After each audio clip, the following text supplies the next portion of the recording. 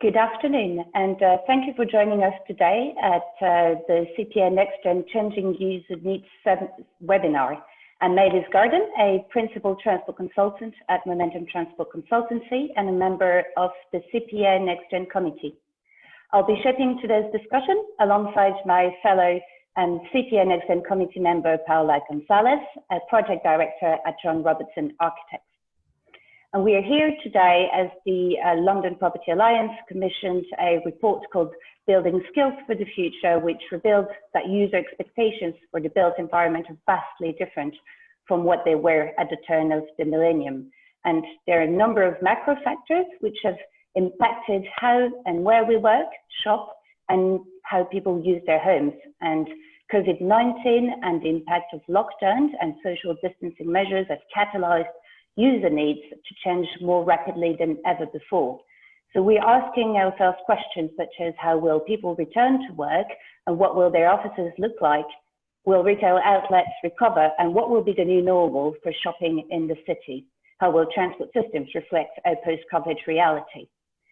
Today, we're delighted to be joined by three experts who will be able to give us an overview of the biggest macro trends facing our sector and insights into the changing needs of the City of London's residents, workers, and visitors.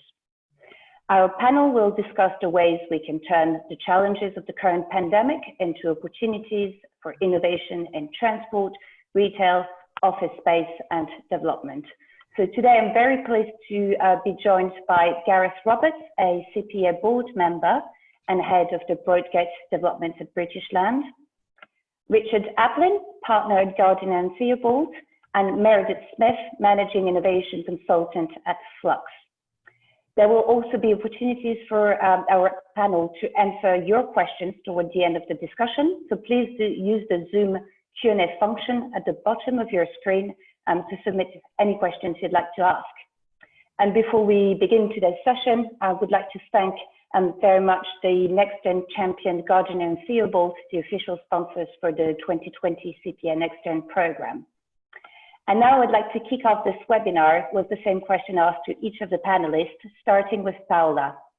Paula, what would you say are the three trends which most affect your sector and have been galvanized by COVID-19? Right, thank you, Maëlys, and good afternoon, everyone. Right, so as a result of COVID-19, we think we can see two types of trends. There's the short term and long term. I'm working right now in a large fit out at 22 Bishopsgate Tower. And as a result of COVID-19, first thing we're seeing is designing for a new user experience that prioritizes health and safety. And that translates into items such as automatic doors at building entrances, technology such as facial recognition instead of reception desks, and all sorts of changes to the specification of devices that are now touch-free, for example, sensor tabs or hand dryers or towel dispensers. And we're also heading to see lifts with, for example, LED destination control or managed by an app instead of touch devices. So I think that's the first round of changes we see as a result of COVID-19. On the long term, I think we will be looking at new occupational densities in some cases, especially for office buildings. I mean, this is just to enforce social distancing and guarantee safety. I think the headline occupancy is now 8 meters squares per person. That might decrease. And also the trend to share desks may be reversed, which is something I think it's quite obvious, but desks being allocated to particular users may be now the trend, together with things like more frequent cleaning routines and so forth. And also just another trend that I think it's quite obvious, and it really relates to the way the virus is spread. I mean, the virus can be spread through the air, so we can see a change on the building services and the, for example, enhanced pressure rates will increase the dilution of contaminants on the air, and that's something we are seeing already. And purging the building when it's not in occupation, that's something that will happen as a result of the virus. And I think that, increased levels of fresh air and extended operation periods will also have an increased carbon emission impact, which I think should increase our awareness on sustainable aspects, how can we counterbalance that in due course? So these are the main trends I can see from my standpoint. Maybe Richard, do you want to tell us about the trends you can see from your standpoint? Yeah, thanks. You touched on a few of them. Air quality was the first one I had, but I think most of my points link back to well-being. So in the office sector at the moment, I think that there's more and more a focus on this, and certainly from the occupiers in the market that are looking for more space in the future. It's very much high on their list of priorities. And well certification, I think, is going to become more and more popular. So the big developments I'm working on at the moment are both targeting a platinum rating, and I think all developments that come to market are going to have to look at that as well. Biophilic design was something I was going to touch on. So trying to connect the occupants more closely to nature. We're seeing that there's definitely a trend and a desire to have outdoor terraces in the commercial office buildings. So allowing occupants to get outside more easily without using lifts, which is probably something people want to avoid at the moment. So even getting flexibility for tenants to put in their own vegetable gardens and herb gardens, taking that a step further, that produce can potentially be used within building tenant kitchens if they've got them. Next point was on building facilities. So more and more people want to avoid public transport at the moment. So more people are running, cycling, walking into offices. So the increased demand on the facilities and having better facilities. And we're not going to know what the uptake on that is going to be until we get some more numbers coming back into London to previous sort of pre-COVID levels to understand how the current provisions we're putting in stack up against what the demand is versus London Plan, BRAM and WELL. And then the final bit I wanted to talk about was healthy eating and nourishment, which is sort of one of the WELL criteria. So from speaking with a lot of young professionals in the industry and colleagues, I think a lot of people during the pandemic have done a lot more exercise and a lot more healthy eating, which is a very big positive. So I think there's a real opportunity for buildings to partner with local businesses, gyms, restaurants, cafes, etc., to try and keep that trend going, and partner with the businesses to offer promotions and discounts to building occupants, and then advertise this within buildings, the lift car screens or within building apps, so that we can keep that going, and it also sort of ticks one of the boxes for the WELL preconditions.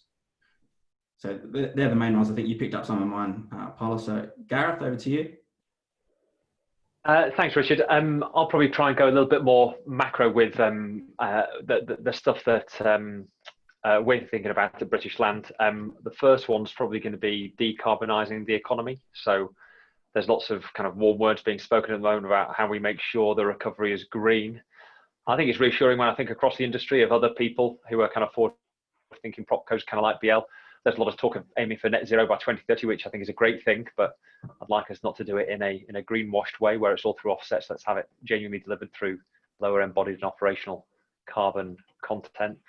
I'd like us to concentrate on the slowest moving parts to allow us to do that, and not to call them out, but whether it's the insurance industry or elements of building control or fire brigades that allow you to do the things that help you to deliver lower carbon real estate.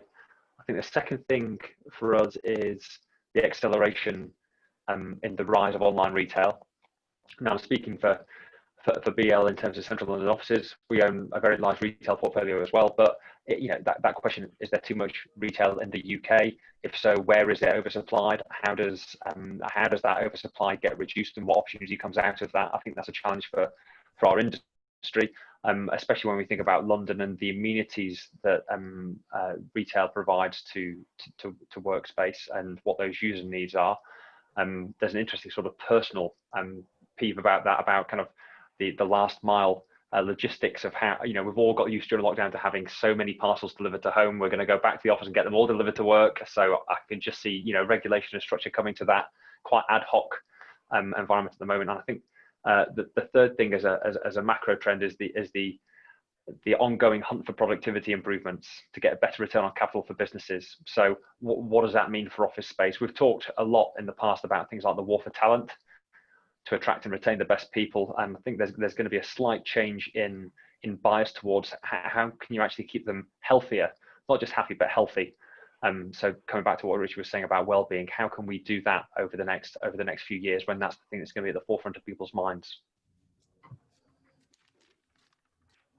Absolutely. Sorry, Well, there's a poll popped in already. Meredith, oh over yeah, to you. yeah. I was like, ooh, a poll. Yeah, Gareth, I might pick up on that, and with what Richard was saying as well around well-being. I think as a foresight and consumer insight gal who spends the lion's share of my time with the lovely folks over at Landsec, I think one of the things we've been talking a lot about with regards to the working world and people coming into the city is a desire for a more balanced life. And excuse me, I'm passionate about a balanced life here. But this is something that's been building pre-COVID, where people are really starting to reevaluate their priorities. And that means that the amount of time that they want to spend doing work, being in the work environment, whether that's in their front room or in an office that's leased on their behalf, where they want to live and how often they're willing to commute, those are things that have started to really, the gears are shifting in people's minds because they've had many months sitting at home thinking about designing their life the way they want, which potentially I think leads to, so that desire for balance to me is one of the first trends there. The second to me that builds on that is a growing sense of decentralization. So we're decentralizing where we work, where we live, where we play. We've been doing a big white paper piece of research around how, you know, between 2008 and 2018, Warwick University found that the average age of city quitters, folks who move from UK cities out to the suburbs and rural areas, went from an average of the age of 47 to 37. So when we think about that shift of people's changing aspirations and lifestyles, that actually has a really big impact on what the city and what the office and what retail near it needs to be. What does the center of town need to be? Because it really has to do more and have a more unique role than to just be the place I go every day for work, and then I buy my lunch there, and then we get drinks afterward, which really leads me to the third trend from kind of a consumer and end user perspective, which is really something solidified in COVID around this loss of spontaneity. So we've been seeing a lot of people be really time poor for a really long time, and their work and social life is starting to blend, which means that we're casually going to the pub, as an example, a bit less, and we're planning our social activities less frequently and more formally. We're planning our purchases by, you know, getting a PhD and researching one product before we ever decide to buy it, and then we decide to buy it online. And the same with, you know, the food that we eat, the clothes we put on our backs, what we decide to order from Amazon or not. And so that more considered consumption, in some cases, is about sustainability, but in other cases is just about feeling like we need to schedule things to fit in between moments in our life. And COVID has really, you know, put the nail in that coffin now, with not even being able to go to the pub without making a booking. So when we think about some of these attitudes and behaviors that were bubbling prior that have become solid, I think what I'm really interested in is tracking which of these attitude changes will stick, and which of those, you know, humans are humans. We like physical contact, we like spending money, we like stuff, we like being social. How will the attitudes change, or will the behaviors that we use to fulfill those attitudes, you know, kind of progress? So it'll be an interesting time over the next 12 months to watch. Meredith, just going back to your point on these desire for balanced life, which I think it's a really good point, and decentralization of cities. I have a question for Melis here. Melis, in your opinion, what do you think is the biggest challenge? And how does this relate to balancing, you know, the regaining of public confidence in London's transport system? To what extent is that important to what Meredith was saying? Yeah, thanks, Bala. I think this is a really big question and a really key question, especially because public transport has been widely reported in the press as the #1 thing that people needed to avoid not to catch the virus. And getting that trust back, getting that confidence back is very important. And we're seeing an increase on the public transport systems over the past few weeks, but it's nowhere near what we were pre-lockdown, meaning that it's probably one of the safest places to be just now. What we need to do for our health, for limiting air pollution, to answer some of the points that Meredith was raising about work-life balance, is making sure that the return to the office is not led by people driving. So I think there are 3 elements in understanding the scale of the transport challenge and the scale of rebuilding that trust. The first element is that we need to reflect on the changing travel patterns, which COVID has accelerated, and very much like some of the panelists were saying already, more flexible working, physically, but also time-wise, less 9-to-5 working patterns, for instance, but also for certain employers, only certain days of the week in the office. All of those different factors can help smoothing the peaks on the transport system, enabling better health and safety and social distancing where we need it. And it will have wide-ranging ramifications into our built environment if we think about the demand for lifts, for instance, at the moment, which is created to accommodate peak demand. And if we manage to smooth that peak through the transport systems, it will have an impact on how we design and plan some of our buildings as well. I think the second element to regaining the confidence on the transport system is of course the transport infrastructure in itself. And we've seen how the City of London has been setting the agenda for decades in terms of modal shift and encouraging people walking and cycling.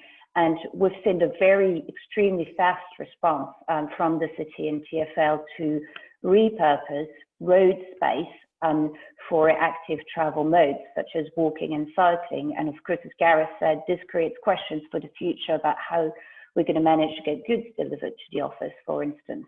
And I think this was an incredible effort and one we need to capitalize on, and where we also need to extend, for instance, for moving goods and not just people. So obviously not everyone can walk or cycle to the city. So we also need to think outside of the box and think through other solutions. Micro-mobility solutions are coming through to the market in many countries in Europe and elsewhere. And maybe this is where we need to look at, for instance, taking a train to central London, but then using a rented bike or an e-scooter to do the last mile of the journey. Maybe this will help people traveling from further away more sustainably. And then I think the last piece of the jigsaw about the confidence and the trust in public transport system, in my view, is about how we make decisions collectively to accommodate these changing needs, some of which are very long-term trends. Some of them have just been massive just because of COVID. There is a clear and very obvious case, at least in transport terms, for more flexible and more experimental ways of planning for the future of the city, for designing our buildings and our public spaces. And we're seeing more and more uses of things such as experimental traffic orders and tactical urbanism, the ability to test things out, react quickly, maybe then make a decision and make it permanent if it works out. And on the other side of that, on how we make decision, I think is very much lies on the employer's side. And for me, it's really one key element in rebuilding the trust. It will be about thinking employment a lot more holistically than we have before. I think previously, not all employers obviously, but you were given a desk and a laptop and you were here to work and that was it. And I think now we're going to take into consideration work-life balance, flexible working, the capacity to travel sustainably, and employers will have to look at their employees a lot more holistically, if you like. So it's all about travel planning, what we come to the city for, what our city centres are for, very much like Meredith was saying. And this in turn impacts the wider built environment, for instance, what our offices will look like. Thank you, Melis. I think you're right. The first, the ways in which we will travel and the way in which we would regain trust so the public can feel safe to come to the City of London, and how the City of London again pioneers the way to find new strategies and make a seamless sequence of experiences that lead from home to the office space. That's something that we will see in due course. So from traveling experiences and patterns to public spaces, I have a question for Gareth. And I know that Broadgate is the largest pedestrianised neighbourhood in London. So from my background, I know the COVID-19 has huge impact also on public spaces. So how do you think we're going to see the public space designed going forward as a result of COVID? Well, I think the first thing I'll do is just build on what Melis was saying about the way that the City of London and TfL have come together to make short-term interventions to make it functional, to reassure people on the return to work. I have been impressed with the speed at which they've acted across the city with that. But when we look at Broadgate in terms of public realm, one of the things that we really like is because we own it and we control it, it's easier to deliver what it is that you want to achieve. And I'll come back to some of the stuff that I was saying as the macro theme of when I think with my capitalist sort of propco hat on, the public realm has to help our occupiers in some way. Does it help them achieve better levels of productivity? Does it help them in the war for talent? Does it help them with the health and well-being of their staff? Okay, if we want it to do that, how do we go about doing it? Is that some things that Rich was saying? It's biophilia, biodiversity. It's increasing the quantity of green space to provide that mental break from work so they can refresh and then go back and be equally as productive in the afternoon as they were in the morning. So it's trying to think of that public space as something that helps people achieve what they want to do through work. It would be really, really nice if I could not wear a propco hat and just say, public spaces are great, they're awesome, let's have loads of them and spend loads of money on them. But for good and ill, we've got to be able to justify it, and we've got to be able to flag the benefits that come from the money that you spend on public realm, because justifying the spend on public realm is very challenging. And one of the things at Broadgate about controlling that public realm is that you can see and you can measure the benefits that you get from the interventions that you make. So we've done it historically, and the next project that we've got lined up is the redevelopment of Exchange Square, which is about 1.5 acres by Liverpool Street Station, and we're going to try and quadruple the amount of green space that is provided as part of Exchange Square, and that's tied into quite a lot of vacancy that's coming up around the square. So we see it as part of that proposition. And coming back to the point of the webinar of changing user needs, people want to see this for their staff, to be able to take a break, to meet people outside of work or in work hours, to work differently, go and work outside for a bit. If you don't have terrace space as part of your building, is there an external space that you can go and use nearby that gives you a break, a difference, that allows you to be a little bit more productive and get that better return on capital for businesses? So yeah, public realm, we love it, and that challenge of how do you justify spending money on is a debate that's probably never going to go away, but one that we quite like having. Thank you very much, Gareth. And I think your point about functionality leads me to ask maybe Richard, in what ways can technology enable a seamless response to changing user needs, and how can these products be implemented in office spaces? Thanks, Melly. So smart's a term that most of us are hearing more and more at the moment, and smart technology is now being implemented in many buildings across London.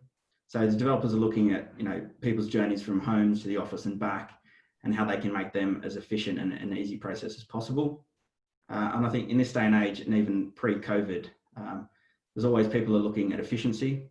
So being able to develop new technologies can help this, as people are so used to changing technology and dealing with stuff on a smartphone, that will in turn enable a seamless response. So, I mean, smartphones already drastically reduced how we do things on a daily basis. I mean, how much longer is cash going to be around for? In the UK in April, I think it was 60% reduction in cash withdrawals, and now there's only over half transactions are non-cash. So we're doing things more and more with smartphones, and we're going to continue to do that more and more with smartphones. So to put this new technology into context in an office building or even a campus environment like what British Land are doing at Broadgate, property developers are starting to build apps. These apps are going to help enable improved user experiences in buildings. And back to some of the points that Paula made earlier, it's all about reducing touch points at the moment in the short term. And these apps are going to have to develop pretty quickly. Some of them already exist, but simple things like what can the occupants of the building use these apps for, and how are they going to be of benefits? So some of the things include booking showers. So I've seen some companies at the moment are encouraging employees in the mornings, peak hour rush, to book a shower slot to minimize crowding within the change rooms and enforce social distancing, which is on a sort of an honesty system, but it is helpful. So being able to use a building app as you on your commute into work to book a shower slot or the night before. Operate building lockers. So instead of having a key or putting a code into a locker in a basement or an office floor, you've got the ability to use your smartphone on a contactless to operate those lockers. As building passes, so get rid of building passes. You can walk into reception, go through the speed gates, integrate within the turnstiles if you've got a destination control system, and get a lift car call straight to your floor.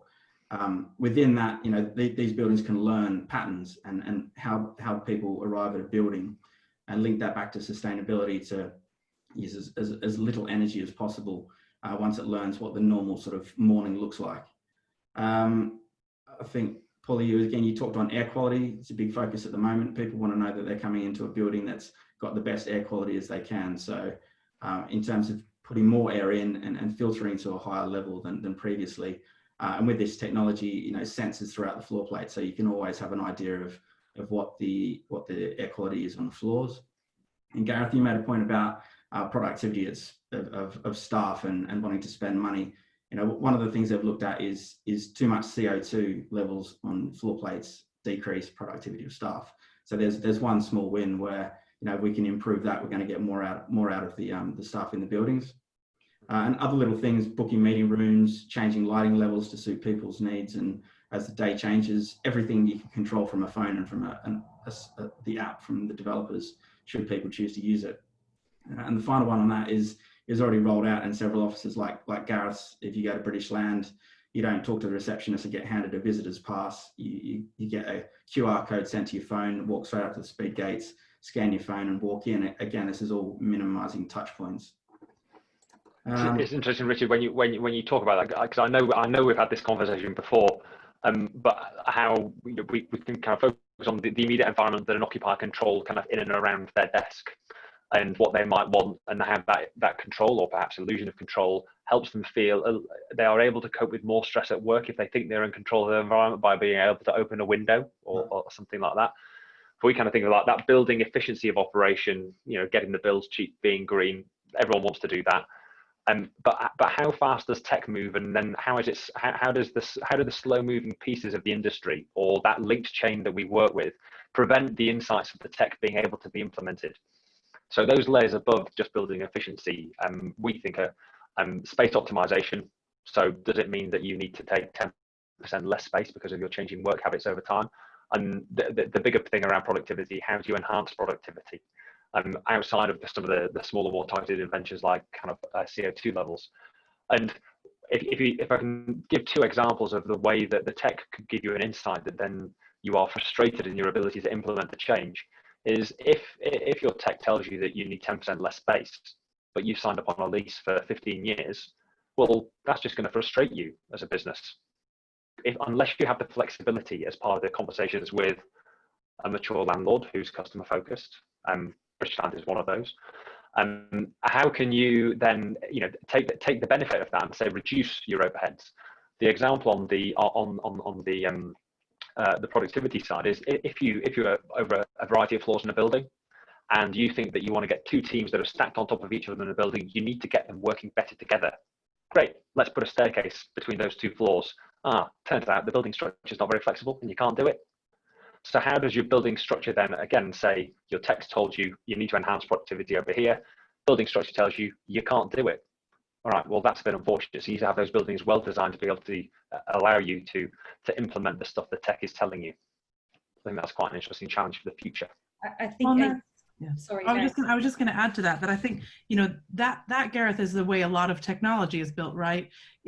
Behind the scenes in the code, it's a hallway full of doors that you could open at any time as a tech provider if you choose. And so creating buildings that allow for you to open new doors and try new things in a building that's meant to live for 50 years, the idea that the user cases of today are going to be the user cases of 5 years from now, with change accelerating so fast to 50 years from now, you have to build in that flexibility, or else it becomes an irrelevant or redundant building, right? Absolutely, yeah. Well, predicting what color taps people will like in 50 years' time is impossible. But if you can get like an adaptable and flexible container that will allow someone to change the taps, great. That's the problem solved. You don't have to answer everything today. Let someone answer it in future. Absolutely. I think I agree with that, and especially designing flexible spaces, I think, is the key and the answer. I agree with Meredith and what you pointed out, Gareth. I think when we design buildings today, we have to keep in mind a long-term view, and also bear in mind that technology moves us at a much faster pace than the construction industry, and that is a fact. I mean, if you see examples of London built environment, you can see how some things are quite back in the past, methods of construction and so forth. And also there's another narrative that is of course open now, which is GDPR, and how are we going to basically allow technology to basically invade our private information for the benefit of health and safety. So I think that keeping in mind that we need to be flexible going forward is the key to designing the building of the future. And I understand absolutely when you say it can be frustrating, Gareth, to realize you cannot implement the technology that is now available. Yeah, thanks. And I'll just pick up on one of the point, Gareth, and the whole flexibility. So yeah, looking at the design of the future buildings, and whatever we design for now, for example, on One Broadgate that Gareth and I are working on, is not going to come to market for many years. The technology we're talking about now is probably not going to be the same technology we're dealing with when the building comes to market. So we need to have the additional flexibility built in, which sometimes does come at an additional cost, which is a frustrating conversation to have sometimes. So to spend more money that you can adapt these and expand these systems at a later date, to get the new technology that comes to market. Okay, I think I was just going to have one more point on the smart technology, which links back to sustainability quite nicely. Was all these buildings that are coming to market now with the additional technology are able to monitor energy consumption a lot more effectively, and the building management teams can then fine tune the buildings, which is a win for everyone. There's less OPEX bills on the utilities, and it's also a good news story on reducing the carbon emissions. Thank you very much, Richard. And moving to Meredith now, with your experience with the commercial real estate sector, what do you think, and is there a need to adapt for more innovative and experimental ways of working as we started to describe here? And if you have some examples, that'll be really great. Yeah, absolutely. I mean, I think one of the, my personal crusade in the sort of research and certainly in the commercial property world is to use more types of data to make decisions. And I think, if we look back 200-300 years, we say, okay, so real estate does what it does and it works in these cycles and it always performs and this is how it works. And I think we're getting to the point now where those cycles are either shortening or changing or becoming less and less predictable. The only thing that is predictable and constant is change at this stage. And so making sure that our organizations can seek out and take on and actually utilize data in different ways and new types of data. And so as an example, I think the first piece is about more end user data, like really understanding the shopper, the worker, the pedestrian, the ants in the ant farm of all of our buildings, rather than just an occupier focus, I feel like is a big shift that absolutely has to happen. We, as the needs of these buildings, like what are the user cases for these buildings and for the space, the civic space between, start to change. If we don't have an understanding of the life and the lifestyle of the people who need to be there, then they're not going to want to be there. So I think part of this is about not just continuing with quantitative surveys, but doing more qualitative work. So doing more. I'm a big champion of ethnography, but also building on what both Gareth and Richard were talking about, and Paula as well. That there is so much data to be had, and it's making sure that your team either has the in-house capability or the partners to help with the data science to understand the flow and the possibility of the space that you're in, of that kind of catchment that you're in. And it's the ability to combine the data that you can capture and own in your building and in your space with all other types of data, whether that's traffic flows and weather and sales from the surrounding area and like for like neighborhoods or cities from around the UK or around the world, to try to build a case for when it's time to make relevant change and when it's time to kind of persist. So I would say an end user focus and qualitative and data science research, I think, are crucial. The other piece, obviously my kind of personal passion area, is around strategic foresight. And really, this is around making sure that we are tracking change in the areas around and adjacent to property. And so if British Land does something, it drops a pebble in the lake of the property industry in London and the UK. If Landsec does something, if Lend-Lease does something else, those create ripples. But the real change, all the disruption and the waiting opportunity for monetization or threat, those are at the edge of the lake. They're coming from people like Google and Facebook, who are becoming residential developers in a few different places in the world. They're coming from, you know, the changing policies and affordability of insurance for small business owners to scale their business to want to be an office occupier. There's so much change happening even around how, you know, if you are a property company who also has outdoor marketing as an example, are people driving? Like, do you have your spaces in the right places? So really understanding and tracking change from a much broader perspective, we think really helps. And this is, you know, something we're looking a lot of as an example, deeply researching the future of shopping and socializing, not retail. Understanding how people are spending their surplus money and time is going to be more informative to understanding how to save retail or evolve it than just looking at the future of retail and seeing like a far-fetched case study. Cute, I'm into it. It's not the whole story. You know, it's the same with understanding, you know, the future role of the home and where that overlaps with the nature, the changing nature of work. So when we talk about those kind of deep dives, I think the last piece for me when we talk about experimental ways of working is actually about organizations giving themselves the permission to experiment. And, you know, while trying something that's not fully finished in the property industry is less common, you actually de-risk your future opportunities by taking smaller, less finished, more low fidelity MVP bets. You know, so we, you know, looking at things around, you know, if you have the, you know, we had the chance to rethink a lot of the ground floor occupiers in an area of London below a whole bunch of offices.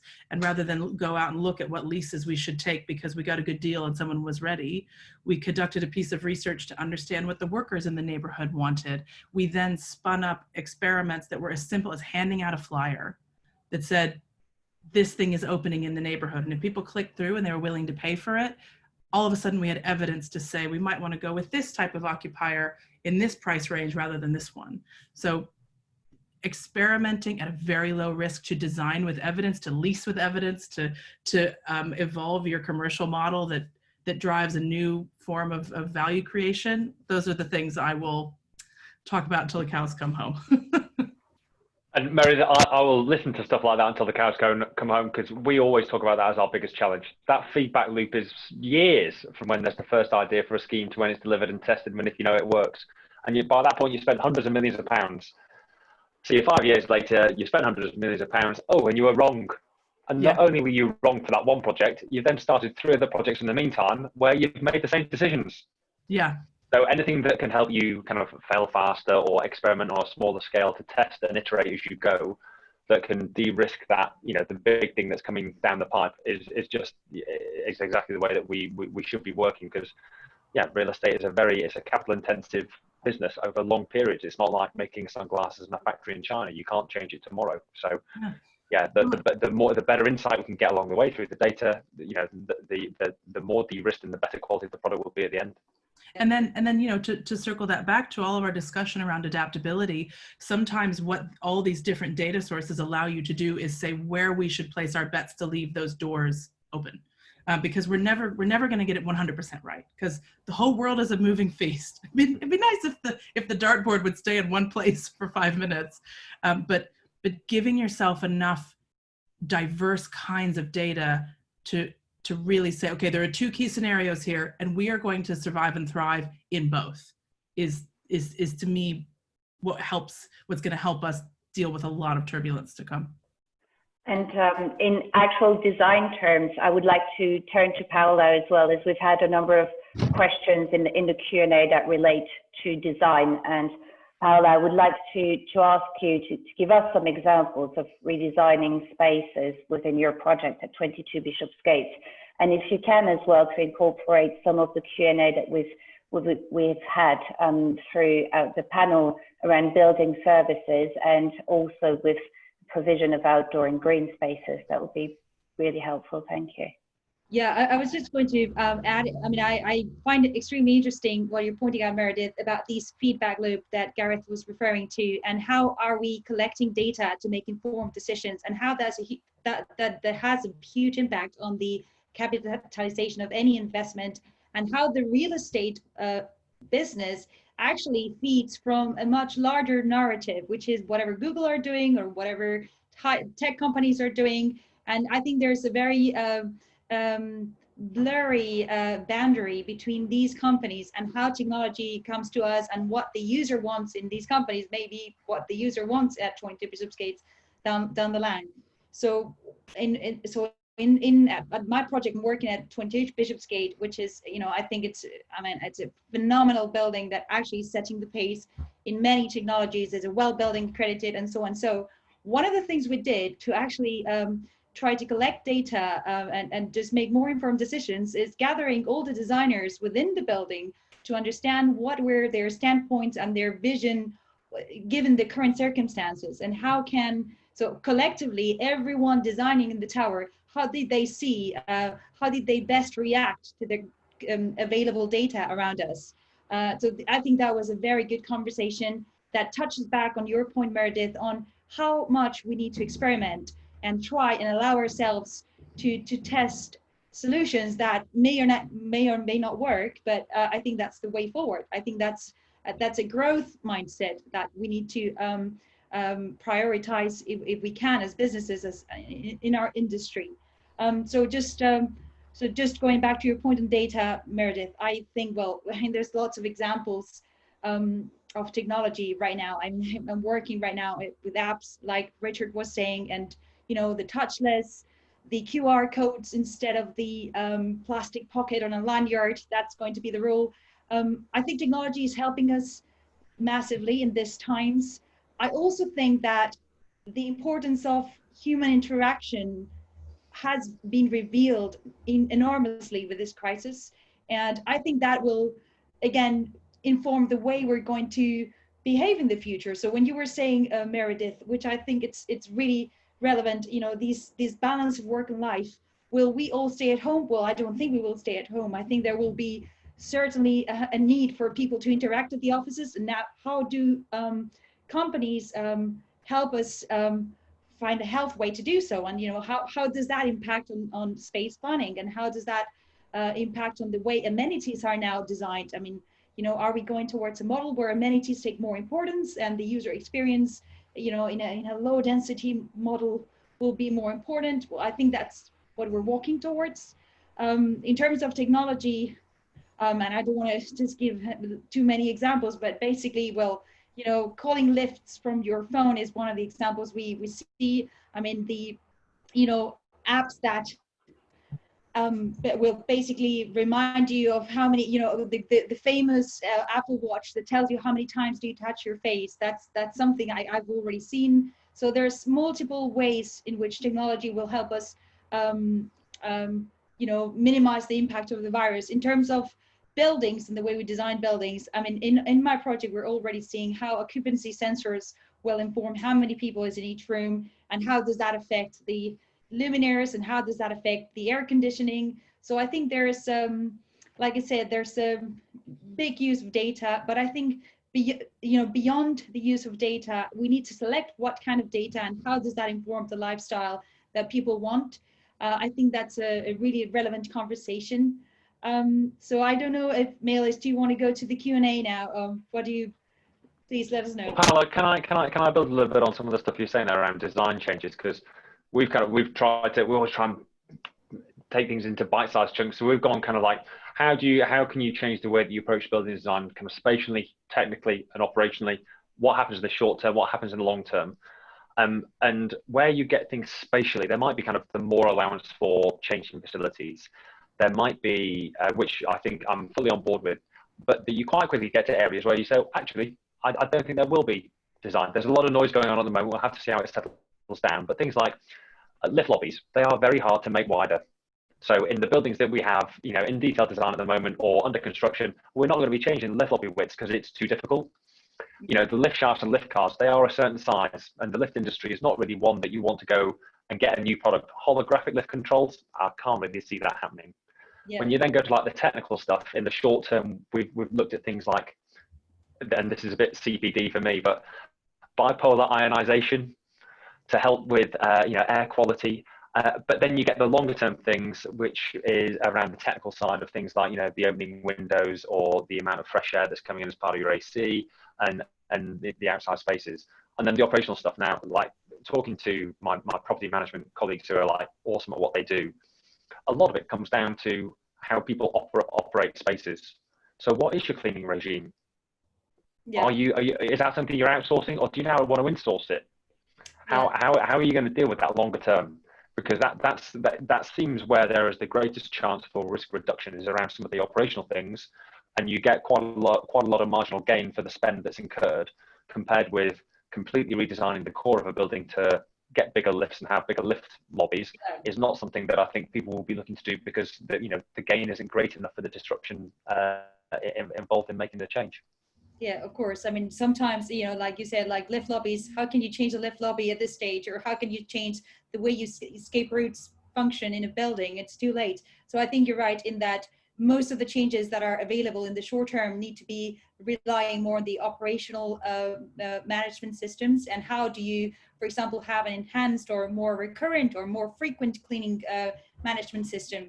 Or how do you basically, software that manages lifts, how can that be adapted to the current user needs? I think we need to, like you say, accept that some things are too difficult to change, at least in the short term. I mean, who knows the buildings of, in 50 years. But today, I think that's what we need to rely on. And I pick up your point on the, that sometimes the technology goes so fast that it's too late for the building to adapt to it and to implement. And I think that's something that has always been the case, throughout history, since, the first lift appeared in history. It's something that, the industry had to adapt afterwards. So I think, I think it's an interesting conversation. Melis, do you, I'm conscious of time, so please let us know if you'd like to go to Q&A, please. So I think actually there are quite a lot of questions from the Q&A, which we've actually sort of touched upon, and maybe what we could do, because I'm quite conscious of everybody's time as well, is I would like to ask the panel for any final comments, maybe instead of the Q&A, and then I'll be wrapping up. Maybe starting with Richard, any final comments? I think just adding to the final discussion there about the short term, the medium term, and the long term. I mean, we've had lots of workshops on our projects at the moment to think about what we could change, what we should change, what is sensible to change. And it's quite difficult to try and make wholesale changes now, because who knows what's going to happen in a few months' time. So there could be some wholesale changes made which are a complete waste of everyone's time, which is one thing I hate, was the team put heart and soul into making all these changes and then it gets chucked in the bin. And Gareth has heard me say that many, many times. So yeah, I think that's probably the main point I wanted to make is the short term, long term, medium term. And the short term ones are really easy, putting in sensor taps, WCs, soap dispensers, anyone can do that. We might solve the long running debate for developers on automatic versus manual doors and who likes which better, because putting in automatic doors is going to, eliminate potentially thousands of touch points a day in a big office building. So I think that some of the developers who prefer manual doors maybe won't get their way anymore. Thank you so much, Richard. And moving on to Meredith. Yeah, absolutely. I think for me, the big thought that keeps circling in my mind, and building on what Richard said, there are absolutely things that we have to do in the very short term. And then there's this sort of black box in the near term of like, how long are those behaviors going to need to last and those policies?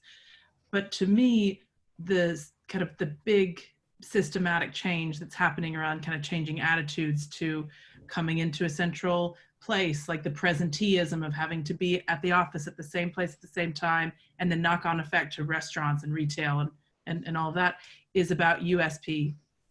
This, I think, is a moment when we think about that mid and long term, about if people could work from anywhere, if people could shop online, if I can now order a Pizza Pilgrim's pizza to my home, which I did 2 weeks ago, and cook it in my own oven, and it was delicious, nailed it. Then therefore, what is the unique selling proposition of a place in the center of town, in the city? What is the unique purpose around collaboration and company culture that occupiers absolutely need to do great work and retain talent in the office environment? What is the unique reason why physical retail needs to exist? And maybe it is micro warehousing. Like maybe that's the point. It's a window and it's a micro warehouse behind it, and that's what it needs to be. That's still a lease paying occupier. You know, what's the unique proposition of restaurants? And maybe being dark kitchens actually expands their profitability and their ability to sign longer leases. So to me, this is a really interesting moment to start to really unpack the USP that guarantees rent and a stable valuation. Gareth, is that something you would like to comment on as well? Yeah, I probably would. So, yeah, the kind of closing thoughts from what people have said from me of how do we respond to kind of changing user needs? Well, if we keep kind of the big ideas in mind and work towards the same targets, we won't get it all right along the way. There'll be things that we get wrong, and I think that's okay. I think in terms of, like, you know, the future of workplace and how, you know, whether it's the City of London or British Land or Broadgate or whoever's building it happens to be, how do we ensure success? Well, by offering those points of difference. That's, you know, the thing that Meredith has mentioned a number of times, and that I completely agree, whether it's around, you know, collaboration, learning, or conflict resolution, as that what's that point of difference that makes you want to go to work or need to go to work. And because we're not going to get it all right, and we're asking people, these, you know, occupiers, to make very long-term relationships with us, it's, well, when you do get it wrong, how do you demonstrate the right behaviours to give them reassurance that over the long term, as things come up and things change, that they can trust you to work together with them to adapt to whatever that new situation is. So I feel like it's those right behaviours that allow trust to be built over a long time that's, you know, going to be one of the kind of the key themes that I'll take away from this webinar. Thank you very much. And Paula? Yeah, I mean, I think this is a terribly relevant conversation, especially for retail units and for, you know, offices. For any landlord will need to know what is exactly the user looking for in due course, and how can they serve those needs successfully. So I think that, just going back to Meredith's point, which I think it's quite relevant, how do you add a competitive edge to your building with, you know, provided that you could work from home or from Maldives or from wherever you like? I mean, what is that attracts the user to the building? Well, in my project, for example, what I see is a number of amenities and a number of things that I've never seen before in other projects. For example, we have mothers' rooms and prayers rooms. We have these fantastic barista bars, and, you know, it really feels like the landlord wants to offer the best possible experience for the office user. And it's almost like the office user will want to go to the office on a daily basis when they can. And then again, that touches back with, how do they provide for cycling, for example? I mean, are there going to be more cyclists? And Melis surely can tell us more about that. But, you know, it feels like there's a hunger to learn what is going to be the lifestyle of the future. What are millennials going to look like? I mean, we were talking with Meredith about TikTok before. I mean, what are teenagers going to look for in their future offices, or in their retail experiences? Will they want to go shopping anymore? Will they want to have an experience when they go shopping, or will they just buy online? I think it's a terribly relevant conversation, especially for retail units. For example, Oxford Street, which, you know, we've been working on, and we know how badly hit retail has been due to the COVID-19 and the fact that everyone buys online. So I think that, well, I personally think there will always be a component of human interaction, having the experience. That is, I think, part of human behavior. You know, I think you can only have so much of. I think there was a study by Yale University that correlated the screen time and the level of satisfaction, you know, on a I think span of 5 years. And I think you can only have so much of screen time over a period of time, which means that you will not always be able to work remotely, I think. But I think it's a terribly relevant conversation for today's businesses, small and big. And maybe, Melis, you want to touch base on the transport point to end up? Yeah, absolutely. I'm going to wrap up as well, as I think we're past our time now. But for me, it's very much the infrastructure versus the behavioral versus the governance. Is all those different elements need to work together in the short term, which we're saying has worked quite well. But I think the real question now is, how do we accommodate changing user needs for the long term? And we've talked about the power of technology. We've talked about harvesting data around users and understanding their needs, but also the fact that we sometimes get it wrong, and we need to get it wrong so that we can learn from it. And I think this really reflects on the sort of power of collective intelligence that comes together in design terms and design teams in bringing all of those new fantastic parts of the city together, and the importance of human interaction to overcome some of the challenges that we're seeing now, and bringing and really trying to define, redefine, continuing to define the purpose of the city post-COVID to accommodate those changing user needs. So I would like to thank all our panelists again and sponsors for this event. I hope you enjoyed it, and look forward to seeing you again soon. Thanks, Madeline. Thank you very much. Thanks all. Bye. Bye.